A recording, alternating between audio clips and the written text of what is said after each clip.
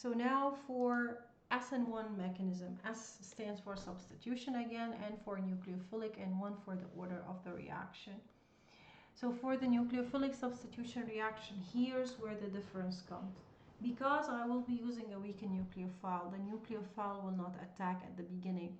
At the beginning, I'm going to have a heterolytic cleavage because that leaving a group is an excellent leaving. It's a very good leaving group. So it's going to leave by itself first. And when it leaves, you're going to make an intermediate, which is a carbocation. That intermediate has to be stable. So if it is not stable, you have to make it stable by a process which we call rearrangement that I'm going to show you how to do. And then after you make that intermediate in there, that carbocation, the nucleophile, which is the neutral nucleophile, is going to attack, and you're going to get your substitution product. This is a two-step reaction. And when you have a two-step reaction that passes by the intermediate, normally the first step is the rate determining step. So it's the step that determines the rate of the reaction. And as you can see, the rate of the reaction depends on the concentration of the reactants. So this is why the rate depends only on the concentration of the reactants in the first step. And there, so this is why we say that this is going to be a unimolecular. It is a unimolecular, it is a unimolecular, basically, order of the reaction. Here you go. So this is one. It is a unimolecular first order reaction. Now, with respect to this reaction, it happens in two steps. It passes by the intermediate. The intermediate has really to be stable, So you have to stabilize your intermediate, and normally the intermediate is stabilized by the solvent that you use. So the type of solvent really matters.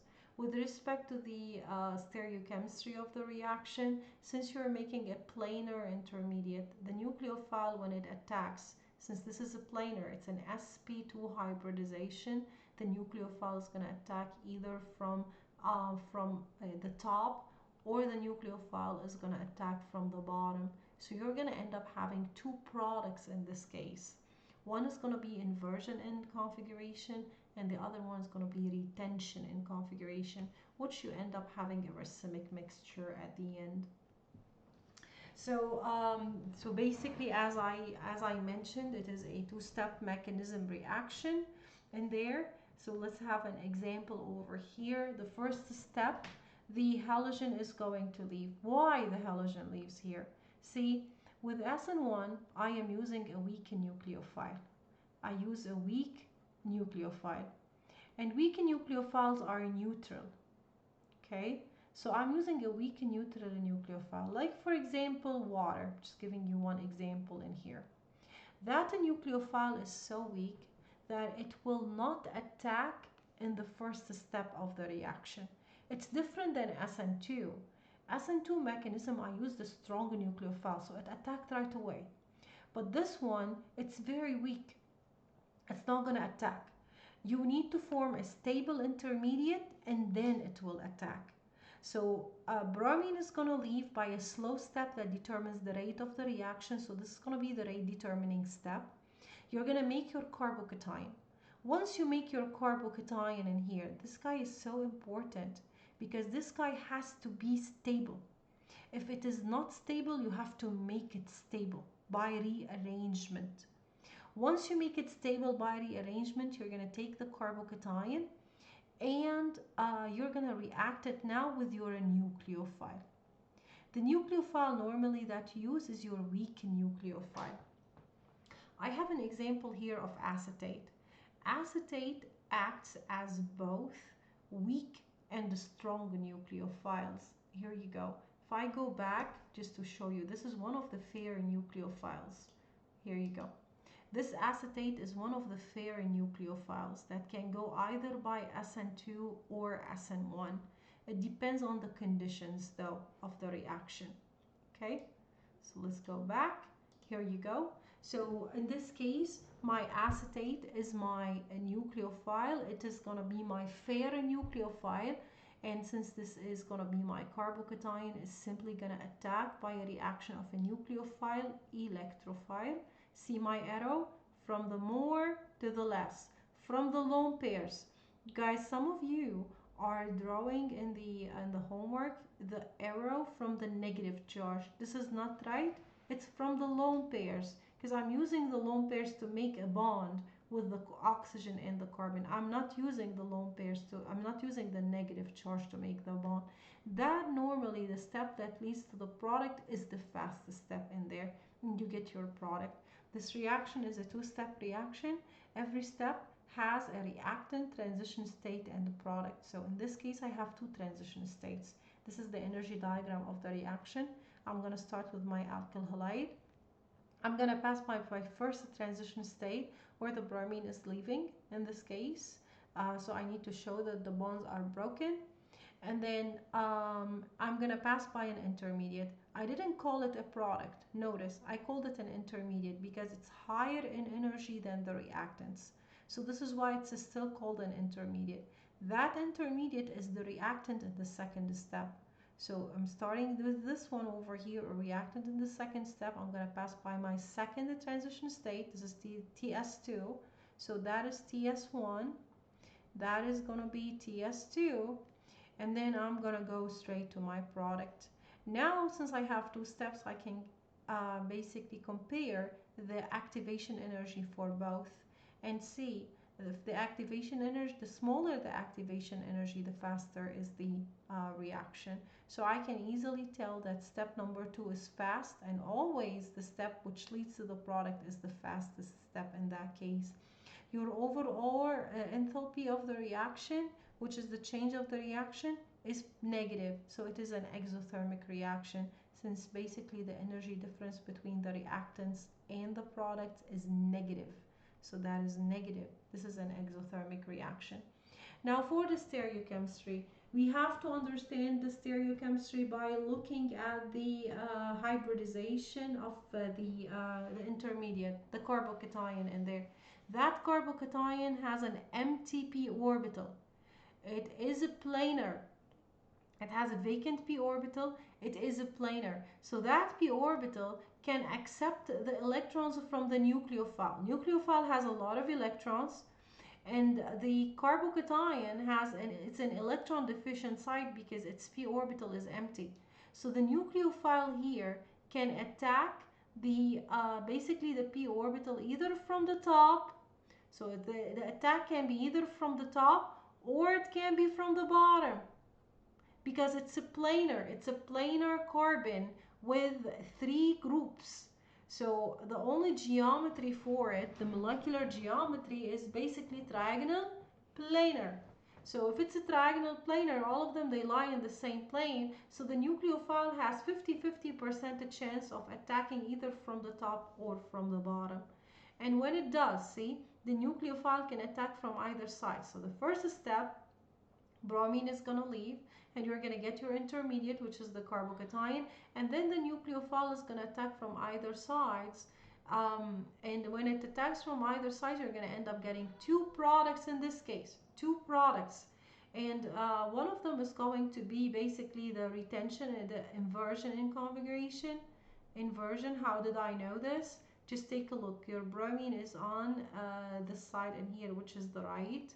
To my right, my nucleophile now is to the left. So that is going to be the inversion in configuration. The nucleophile now is on the same side of the bromine. This is going to be the retention in configuration. So you're going to end up having your basically your retention in configuration in that case. Now, since there's a rule that says if your products come from an optically inactive reactant, then your products are going to be a racemic mixture. My products here came from this carbocation. That carbocation is not chiral center, so it is optically inactive. So even if I'm creating a new chiral centers now, these chiral centers are not. Basically, they are, each one alone is going to have a mirror image. So each one alone is going to be optically active, but when I combine them together, these are going to be a racemic mixture. So this is why we say that this process is racemization, because B plus C is 50% R, 50% S, so it is a racemic mixture. Let's have an example over here. So this is racemization in SN1. Okay, let's do the mechanism for this reaction. Let's see if I have some space over here. Okay, so let's do the mechanism of this reaction. The first thing here in this reaction I need to look for is the nucleophile that I am working with. And my nucleophile in this case is going to be neutral. So I know that I'm working with an SN1 reaction. Another indication I'm working with an SN1 reaction is the type of alkyl halide I'm working with. It should be the opposite of SN2. So normally with SN1, the alkyl halide is a tertiary alkyl halide, which is basically more stable than a secondary alkyl halide than a primary alkyl halide. Primary alkyl halides have no SN1 reaction. It's the opposite of SN2. Tertiary alkyl halides, they go so fast with SN1. Secondary, they are slower a little bit, but primary, they do not work. They do not work because I'm forming a carbocation and my carbocation will be completely unstable. Okay, so over here, water is my nucleophile. My alkyl halide is tertiary, so I know that immediately my conditions for the reaction are for the SN1. For the SN1, my first step, iodine is going to leave. Okay, this is, you're going to do it every single time you do SN1. Allow the halogen to leave, create your carbocation in that case. So I'm going to create my carbocation.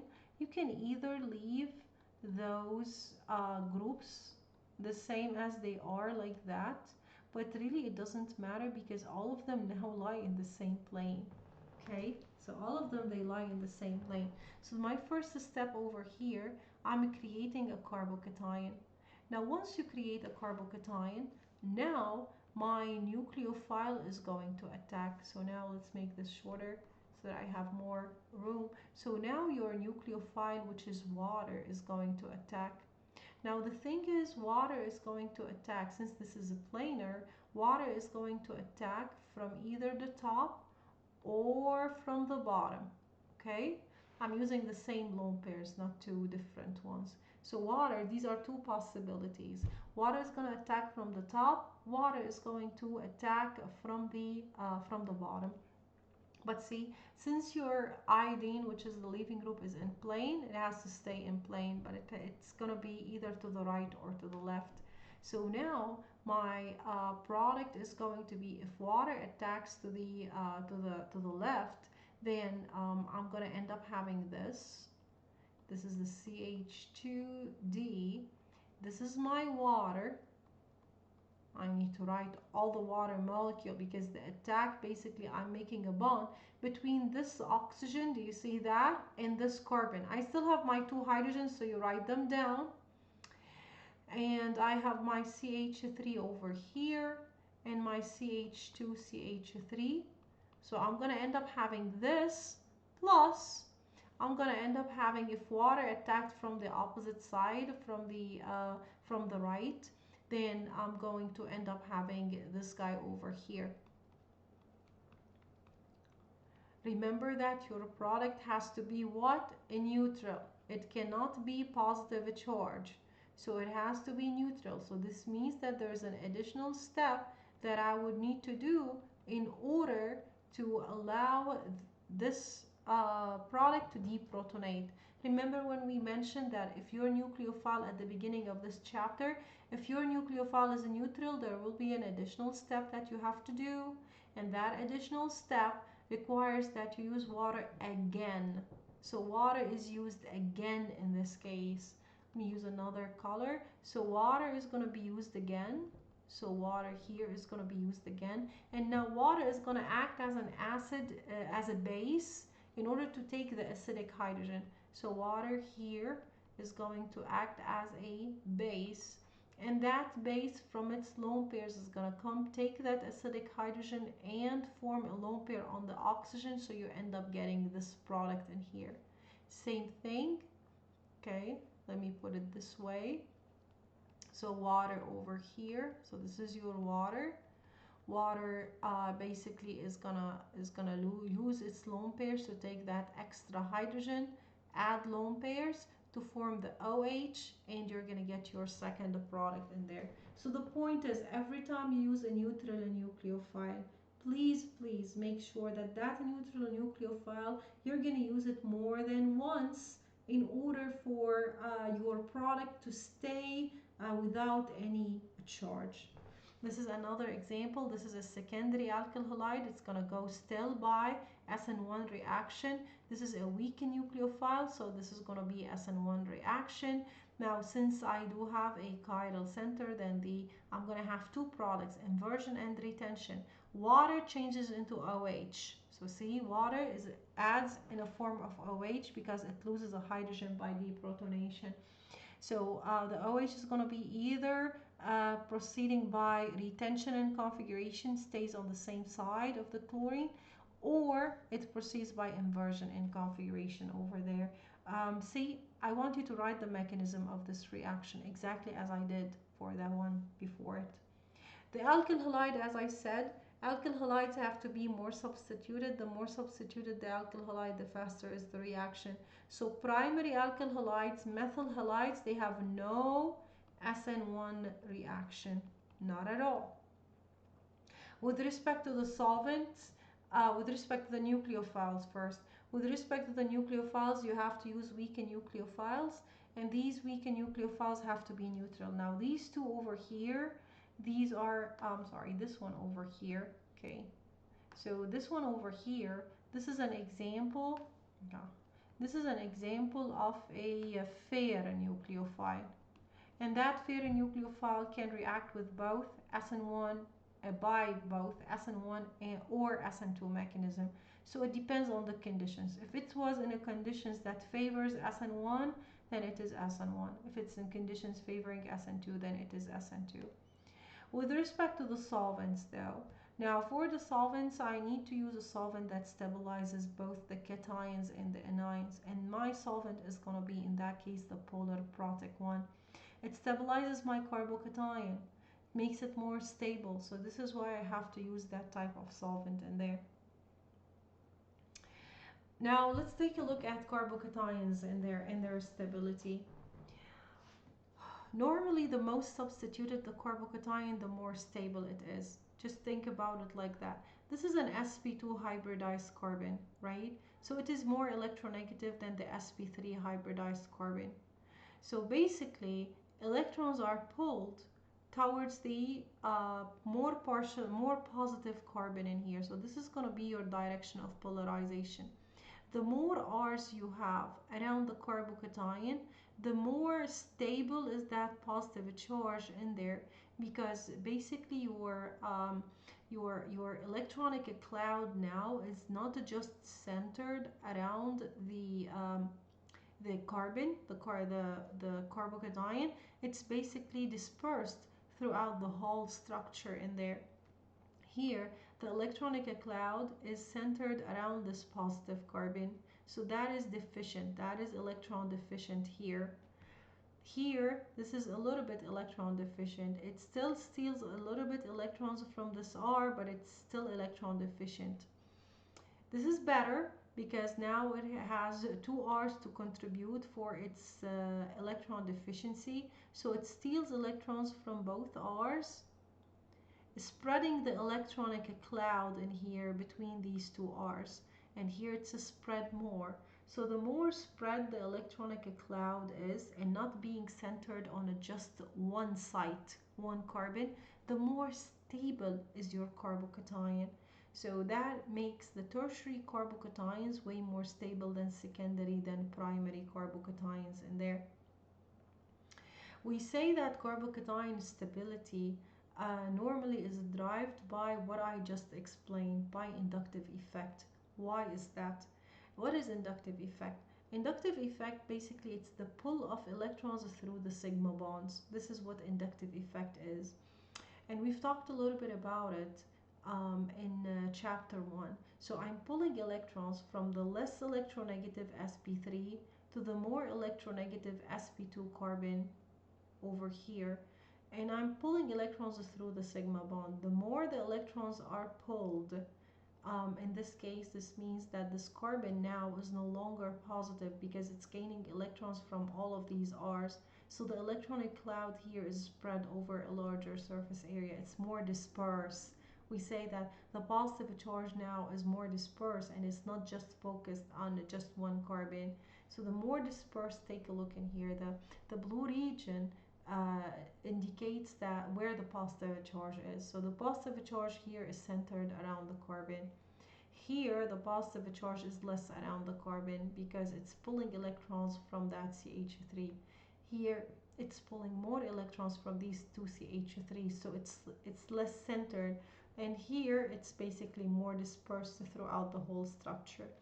That leads us with one conclusion, that tertiary carbocations are more stable than secondary, than primary carbocations, than methyl, and this is what is called Hammond postulate. In OWL, if you come in touch with that name, Hammond postulate, Hammond postulate is just a theory which basically shows why carbocations, why more substituted carbocations are more stable, and normally they are favored whenever you are doing SN1 reaction. So Hammond postulate says that tertiary carbocations are more stable than secondary, than primary, than methyl.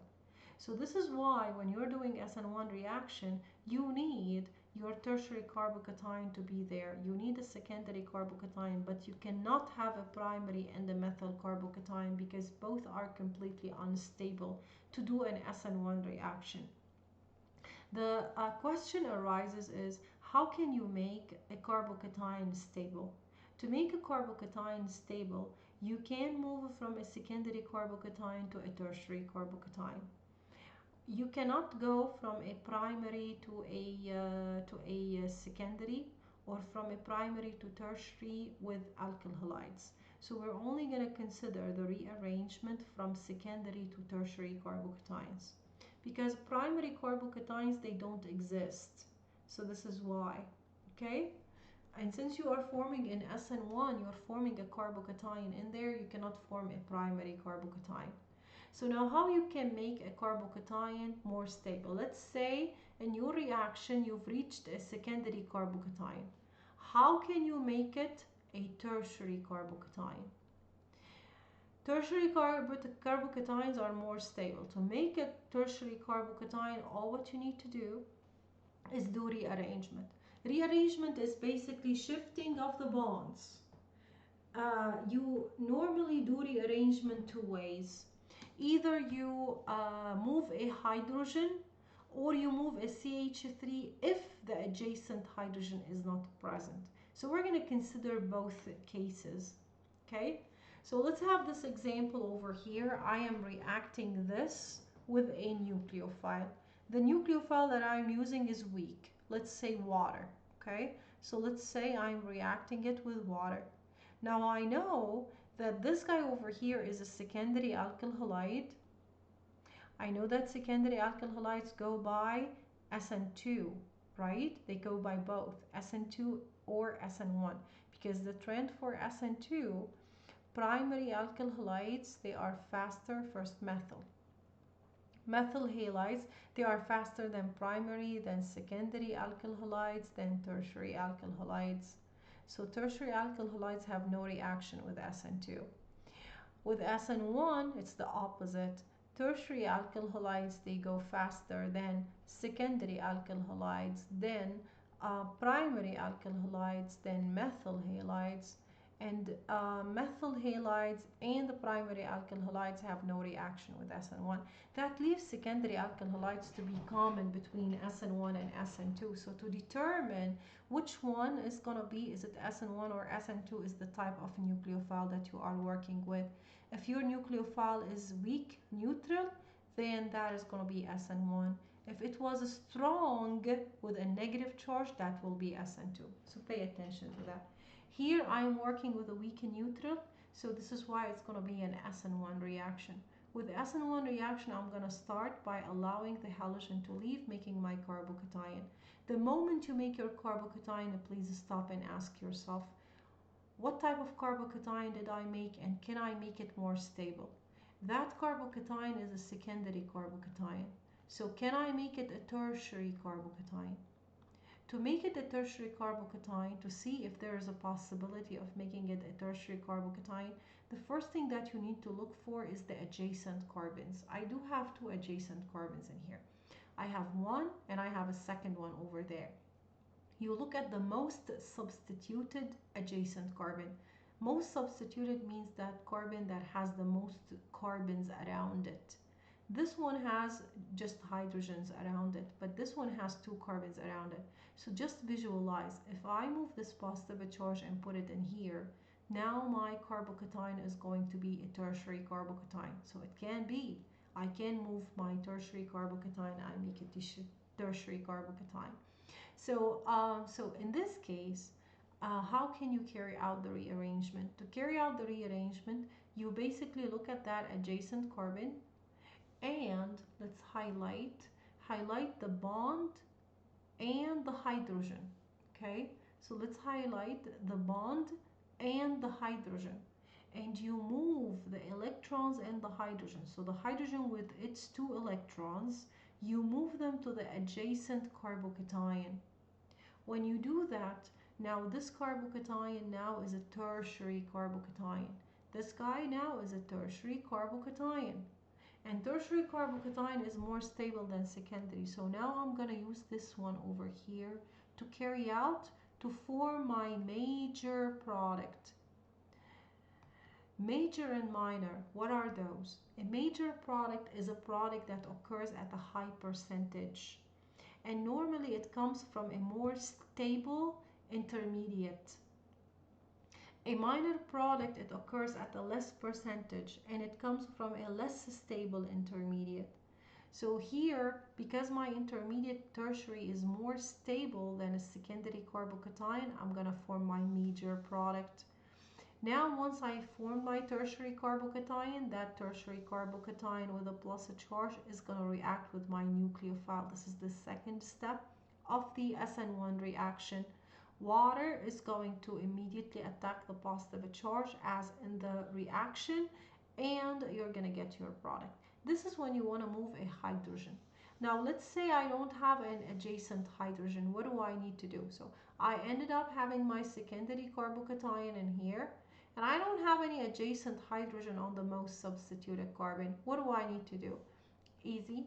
All what I need to do is now move a CH3 with its electrons. Just move them to the adjacent carbon, and now that carbon is going to be a tertiary, and then you take that tertiary carbocation and you are going to use it in this last step of the reaction to make your product. But please remember that again, you're making a carbocation, so if that carbocation is basically having groups, different groups around it, then you're going to end up basically having having a stereochemistry of inversion and retention and configuration, because this is still a planar molecule, so the nucleophile can attack either from the right or left, top or bottom. So to sum up, whenever you're working with SN1 reaction, it is a two-step reaction. You form a carbocation. You have to form a carbocation. To form a carbocation, you have to start with a tertiary alkyl halide, which is more stable than a secondary alkyl halide in there. Primary and methyl halides, they have no reactions. Nucleophiles, they should be weak. The solvents need to be polar protic solvent. So there are different factors that predict whether the reaction goes by SN1 and SN2. The type of alkyl halide, the nucleophile leaving group, and the solvent. So for the alkyl halide, as I said, for SN1 you need a tertiary or a secondary. For SN2 you need a methyl or a primary. Secondary alkyl halides, they go by both SN1 and SN2. You cannot have, let me be clear, it's either or. You cannot have a mechanism with SN1 and SN2 at the same time, because the conditions are not, cannot be for both at the same time. So it's either SN1, you proceed by a carbocation, or SN2, you proceed by a one-step reaction. What's going to determine if you have a secondary alkyl halide is the type of a nucleophile and the solvent. So for the, remember that for the nucleophile, if you're using a strong nucleophile, then this is a one-step SN2 reaction, proceeds by inversion and configuration. If you're using a weak nucleophile, with weak nucleophiles, then in that case, this is going to be a two-step reaction. The first step, the bromine is going to leave, you're going to make a carbocation. Now let's hold on a little bit here. We made a carbocation. This is a secondary carbocation. Can we make it a tertiary carbocation? Well, look at the adjacent carbons. If you move a positive charge here or positive charge there, it's still secondary. So no, you cannot do any rearrangement, so you proceed with the second step where the nucleophile attacks that carbocation. The attack is going to be either on opposite sides, proceeding with retention and inversion in configuration. And then once you do this, very important, we're going to use the water again, or any base in the solution. Now here I really prefer to use water again, but in this mechanism they're using a BR. But my point is, when you're doing an acid-base reaction, acid-base reaction can happen whenever you have a nucleophile or a base attacking the acidic hydrogen. This is what an acid-base reaction. And that deprotonation step can happen with any base in the solution. Any base in the solution. Now Br minus is less basic than water. This is a conjugate base and they're of a strong acid, so it's going to be less basic than water, but it still can work. So my point is, taking that acidic hydrogen is not just for water, so it's not just applicable for an additional water molecule. You can use any base in the solution and that base can take that extra hydrogen in order to form the products in there. These two products are going to be both. So B and E are racemic mixture. E alone is optically active. No, actually no, here E, I can draw a plane of, basically I can draw a plane of symmetry in there. Okay, so E alone in there, it doesn't have a mirror image. B is optically active, but both of those are a racemic mixture in there. Let's see, so this is the chiral center in here. With the chiral center, I can have this group different than this group, so no, I can have a chiral center in there. Let me go back to this one. Yeah, just let me clarify. For the cis isomer in here, I cannot draw a plane of symmetry, so I can have this is a chiral center, this is a chiral, center in there, so so I can have a mirror image for that cis isomer. Now remember that whenever you draw a plane of symmetry, you have both sides. You need to have both sides that overlap with each other, and we don't have this. Now there is a possibility that you can draw a plane of symmetry in here that bisects the molecule this way, so that you have this part equal to this part. So this is kind of like debatable. Is this carbon a chiral center or not?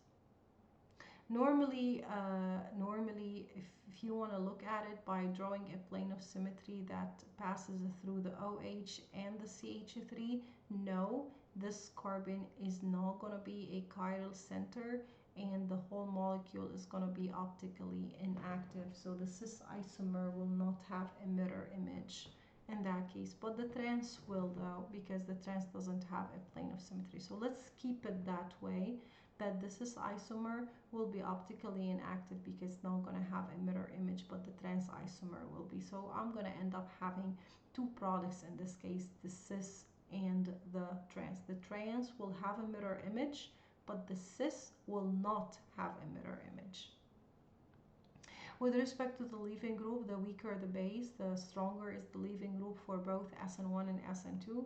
With respect to the solvent, SN1 goes bipolar protic, SN2 goes bipolar aprotic solvent, and this is the summary for both SN1 and SN2 reactions.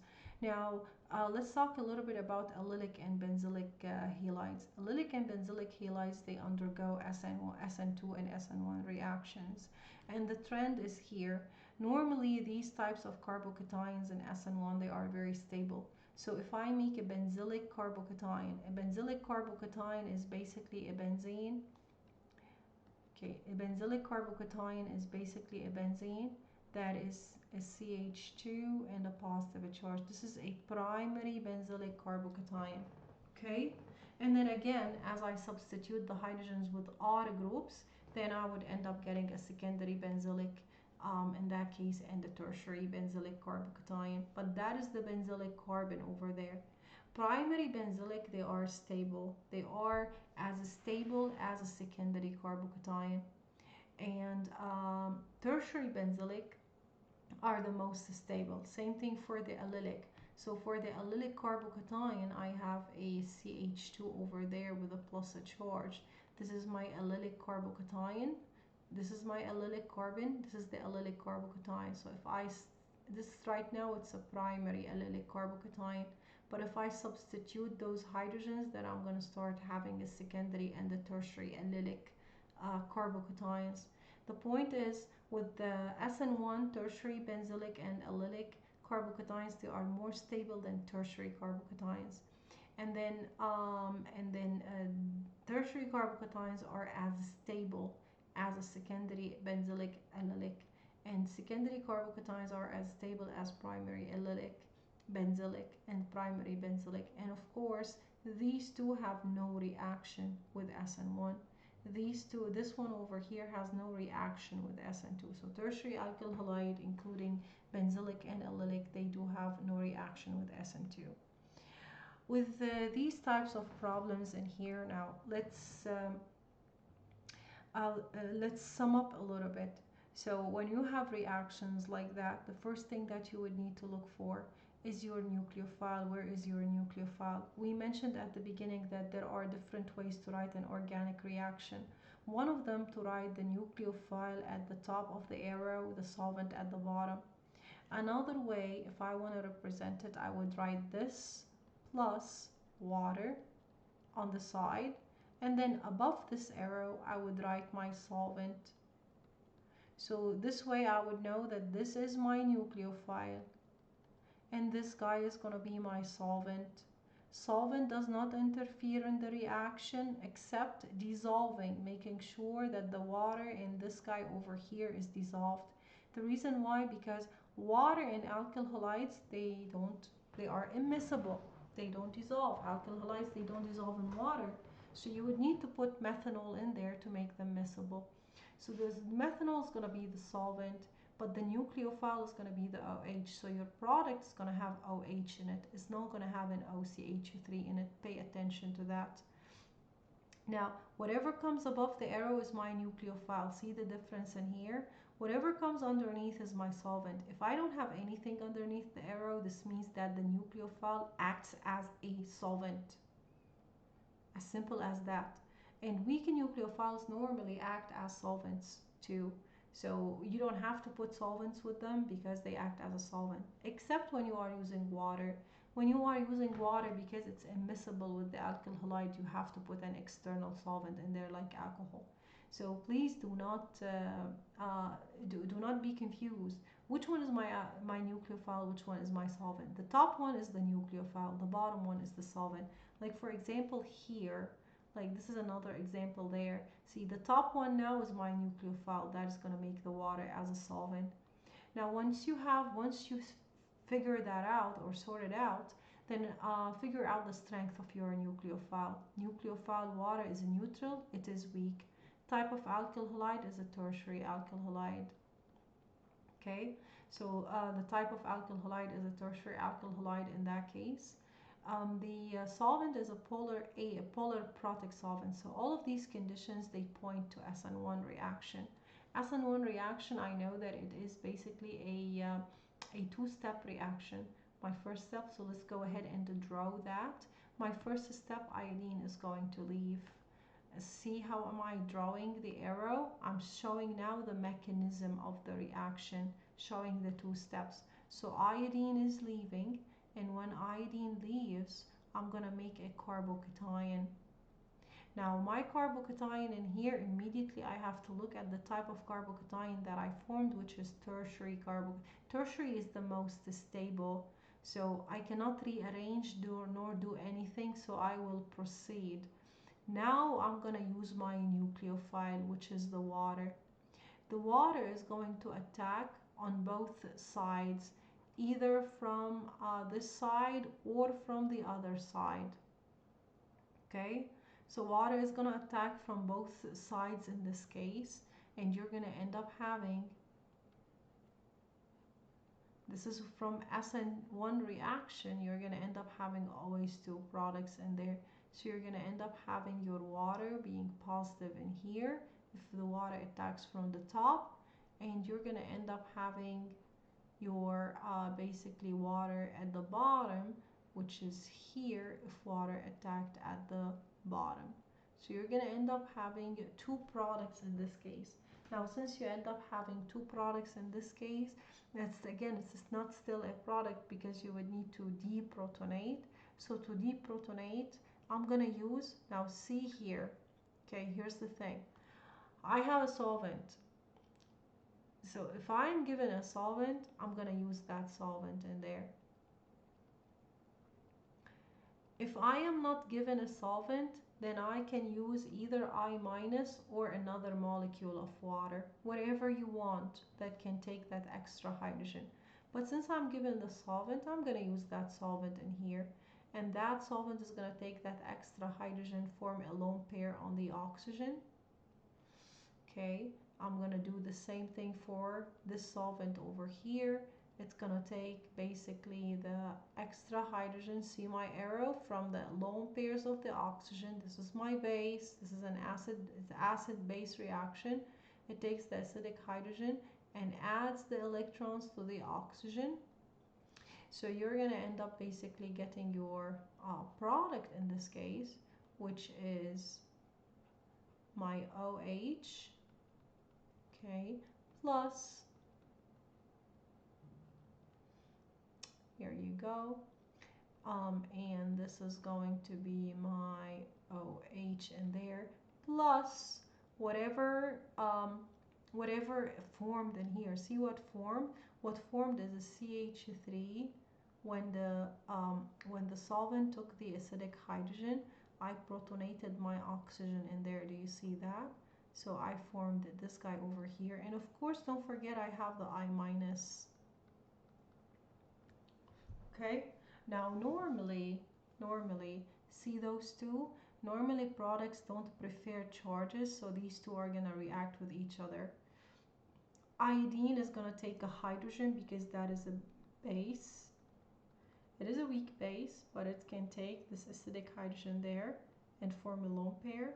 So you are back to your alcohol. So alcohol here in this case acts as a catalyst because I used it and I regenerated it back, plus HI in that case. So these are going to be my byproducts together with these two products in here for this reaction. Okay. Now for 2 there, let's go ahead and open. Okay, so let's go ahead and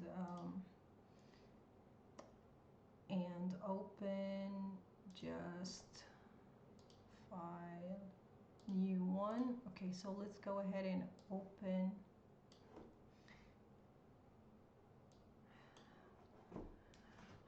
Okay, so for the second one here, let's go ahead and draw that. So for number 2, I am having my cycle, my 2 CH3s in there. Just to show you how this problem works with rearrangement though. And I am having a CH3OH. Okay, now I'm having a CH3OH. So notice here I didn't have any solvent. It's a weakened nucleophile, so the weakened nucleophile acts as both nucleophile and solvent at the same time. This is a secondary alkyl halide, weakened nucleophile, so definitely my mechanism is an SN1 mechanism. First step, chlorine is going to leave. When chlorine leaves, I'm going to end up forming my carbocation in there. Now my carbocation that I'm forming is basically a secondary carbocation. The question here, can I make it tertiary carbocation? Well, if you imagine this positive charge being here, okay, and moving one of the CH3s, because you don't have hydrogens, these are all CH3s. So here I'm dealing with a methyl shift. So if I take one CH3 together with its electrons and move them to the adjacent carbon, so move those to the adjacent carbon in there, then I'm going to end up having my rearranged carbocation. Always look at the adjacent carbons. So always look at the adjacent carbons and pick to the positive charge, and pick the carbon, the adjacent carbon that is most substituted. It's that one that you want to move your positive charge to make a more stable carbocation. So here in this case, I am moving a CH, so I'm keeping that CH3 in here, and I'm moving that other CH3. Let's go ahead and make it a regular color. And now that other CH3 is going to be, this one is going to be moved, and now my new positive charge is here. This is my new positive charge in there. So now once you make your positive charge, now you're going to react this with the nucleophile. And the nucleophile here in this case is water. This is my nucleophile. So I am having water, and water is going to attack, because it is a neutral, it's going to attack from either sides. It's going to attack either from the side, or it's going to attack from the other side. Okay? It's going to attack either from in front, or it's going to attack from behind. So here I have to show the front and behind as wedges and dashes. So my product basically is going to look like this. You're going to see after a while that honestly the mechanism is always the same, repeating itself over and over again. So if water attacked from the top, so it's going to be basically on the top, and here that is going to make that CH3 at the bottom. Okay, remember every tetrahedral has two bonds in a plane, one in front, and the other one is behind, and that CH3 stays the same over there. And this is going to be your water, plus here you go, plus of course water is going to attack from behind. So if water attacks from behind, it's going to make this CH3 in front, and this is going to be your water in here. And of course you have a CH3 over there. This is your water, this is a hydrogen, okay, and this is your CH3. Now, okay, let's make more room. Now this is not a product yet, so to make it a product, we're going to react it again with I'm sorry, it's basically not water as a nucleophile. I saw it. It's a methanol. It's a methanol as a nucleophile. It's not water. Probably I drove you crazy. This is the methanol in there. Here you go. This is the methanol in there because this is my nucleophile. So here I'm going to end up having my CH3 here, and I'm going to end up having my CH3 over there. Okay. So this is going to be my CH3 over there. So it's going to be CH3OH. Now I'm going to use another mole of the CH3OH because I don't have any other solvent. So that is going to be it. Or I can use the Cl negative, whatever you want, just to abstract or take out this extra hydrogen. So this guy over here is going to come, and it's going to take that extra hydrogen, and it's going to form a lone pair on the oxygen, and we're going to do the same thing. The CH3OH, it's basically going to attack and form an extra lone pair or extra lone pairs on the oxygen. So your product here is going to look like this. Your product basically is going to be a cyclohexane that has a CH3, which is behind, and OCH3. So notice, what did I add? The CH3OH adds in the form of an OCH3. So it's basically that part in here that adds. Water adds in the form of an OH. So water adds in the form of an OH. A methanol adds in the form of an OR.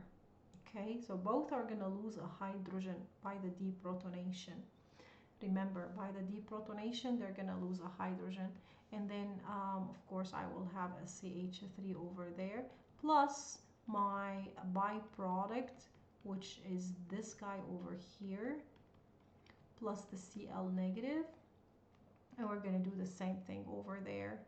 We're going to do the same thing over there. So you're going to have your CH3, your OCH3, and then the CH3 over here, plus of course the protonated methanol and the Cl negative. Please remember that these two, normally they don't stay like this, they react with each other. You go back to your methanol in there, because methanol is a catalyst, plus HCl. So your products are going to be this guy over here, plus this guy. You're going to have your inversion and retention, and you're going to have this guy over here, plus HCl, and these are going to be your byproducts in there. Now, tertiary alkyl halides with a strong nucleophile, strong nucleophiles, I minus. I minus is a strong nucleophile. Any nucleophile with a negative charge is a strong nucleophile. That is going to be SN2 reaction. SN2 does not work with tertiary, so no reaction over here. More examples. We do have more examples in here. This one is going to go exactly the same. SN1. Now here water is a solvent. Your nucleophile is methanol. So let's write the mechanism here fast. Bromine is going to leave. You're going to make your carbocation. Okay. Now once you make your carbocation in here, I can simply look at the adjacent carbon that is more substituted, and I can move now. This is an example of moving a hydrogen. So I can basically circle the hydrogen together with its electrons and move it towards the positive charge. So I'm going to end up having my new rearranged carbocation, which is basically here. That is a tertiary carbocation compared to a secondary carbocation.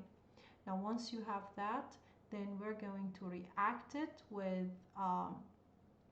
methanol.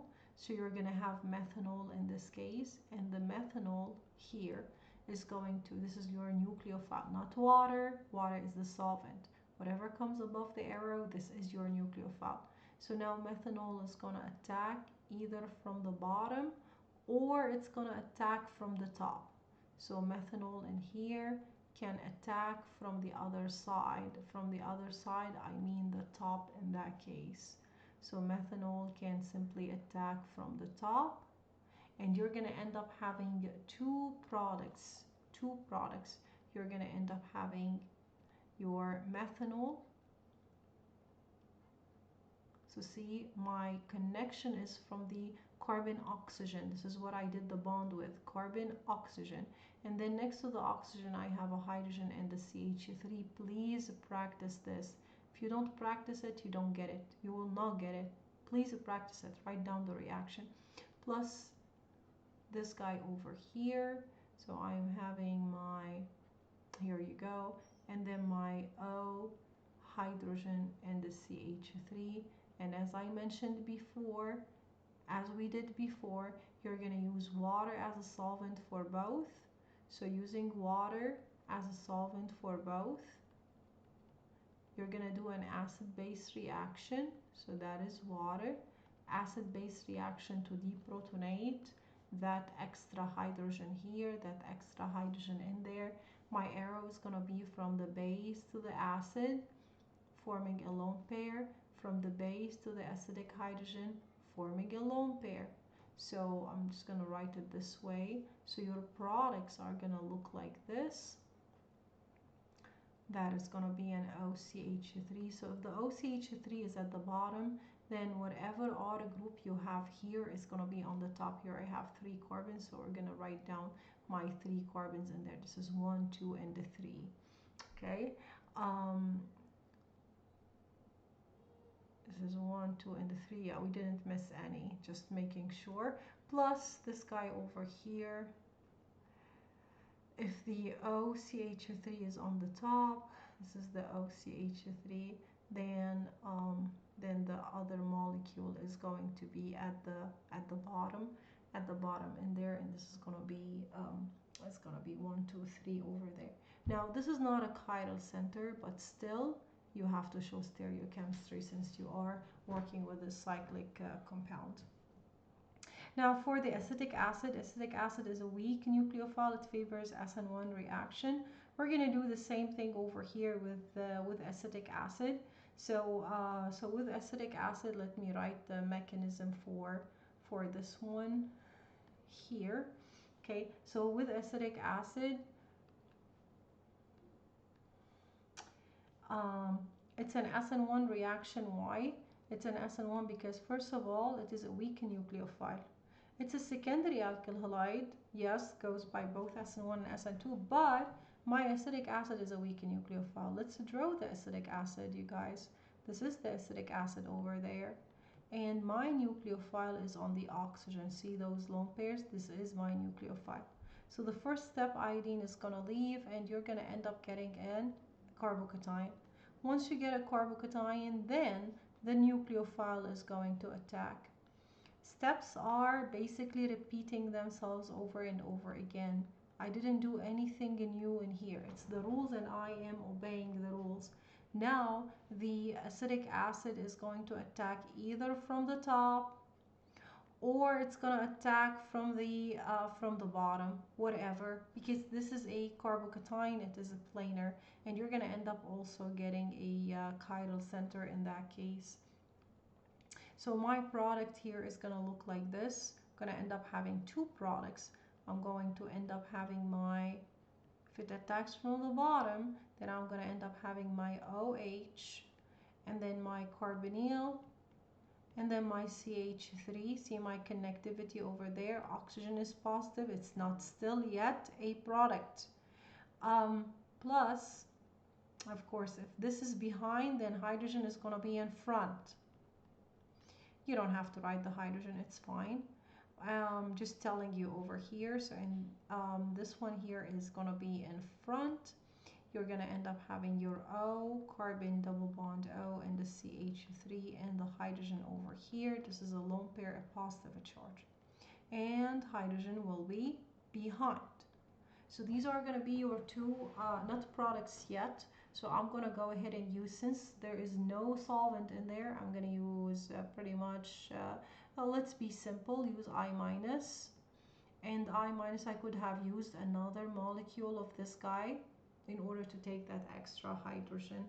But since it's an acid, I don't prefer to do this because it's acid and it's taking an acidic hydrogen, so it's not going to work. So this is why I told you just use I minus for both. So that I minus is going to come, it's going to take the hydrogen and form a lone pair on the oxygen here. And your products is going to do the same thing over there. And your products are going to be inversion and retention and configuration, showing the hydrogen in front, the OC double bond OCH3 that is behind, plus this one here showing the OC double bond OCH3 that is going to be in front, and the hydrogen is going to be behind. So these are going to be your two racemic mixture products for this reaction. Now if I'm using ammonia, ammonia can act both by SN1 and SN2. What determines basically if it acts as SN1 or SN2 is the type of alkyl halide. If you're using it with a secondary alkyl halide, it's SN1. If you're using it with primary alkyl halide, it is SN2. And also the solvent plays a big role. Also the solvent plays a big role too. So if you're using it with polar aprotic solvent, then that is SN1, SN2. With polar protic solvents, that is SN1. But normally ammonia with a secondary alkyl halide, it really prefers to go with SN1 reaction. And the mechanism, I've already outlined it over here. Now the sodium cyanide, this is an SN2 reaction. It's a strong nucleophile. This is a secondary alkyl halide, so it proceeds with inversion in configuration. One last thing I want to say regarding transition states: you are required to draw the transition state. So this is a problem in here, ABC, 3 sections showing you how to draw a transition state. I will give you a reaction and ask you to draw the transition state. So you have to look at the reactants products and see, what did you lose? You lost here water, so the bond here needs to break, so you have to represent it as a dotted line. Normally, look at your charges. If you have positive charge in the reactant, positive charge in the product in there, they go as partial positive. And then with the transition state, you put the whole thing in the brackets and the dagger sign.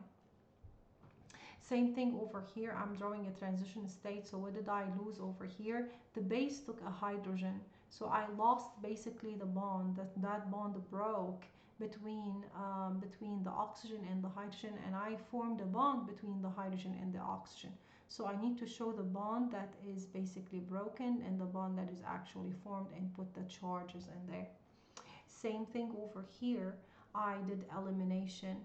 So I need to show that the bond is forming between the hydrogen and the oxygen to make H3O+. And I need to show that the bonds basically are broken between the hydrogen and the carbon, see? And the bonds are formed between these two carbons to make a double bond. You guys, there are 2 problem sets that I am going to post on top hat. These have the keys for them. These are reactions, just the pure reactions. This is one, and this one is another. Okay, now with that second one over here, with the second one, I do have one thing to say, that the OMS and the OTS, what are those? These are excellent leaving groups. They use the same rules as the halogens, as the Br, the Cl, and the I. And those are derived from basically strong acids, so they are very weak bases. These are their acids in there, so they are basically very, very weak bases. And these weak bases, they are excellent leaving groups. So whatever rules that you use for halogens, they apply for the OTS and for the OMS. What I would like you to do is go ahead and work these problems out whenever you finish this chapter. And if you have any questions, just let me know. I will post the detailed, now right now you have the key just for the answers, but I will post the detailed key for the mechanisms for both of these sets, this set and the other set. These are found on top hat in the extra problem section for chapter 6. So please do those before you start any assignment.